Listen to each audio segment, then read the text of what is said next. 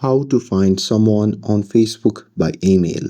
Hey everyone, welcome back to the channel. In today's video, I'll show you how to find someone on Facebook using the email address. So now, without further ado, let's get started.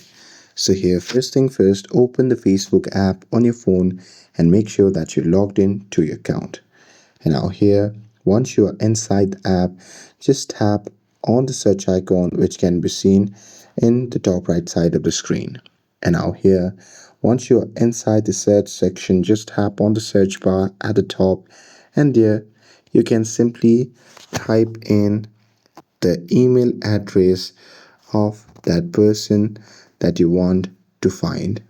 And now here, once you do that, you can just tap on search button, and here if the email is connected to a Facebook account, then the profile may appear in the result.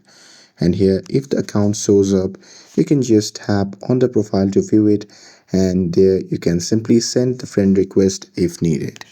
And that's it with this. If you found this video helpful, then don't forget to like, share and subscribe to get updated for more videos. Thanks for watching, and I'll see you in the next video.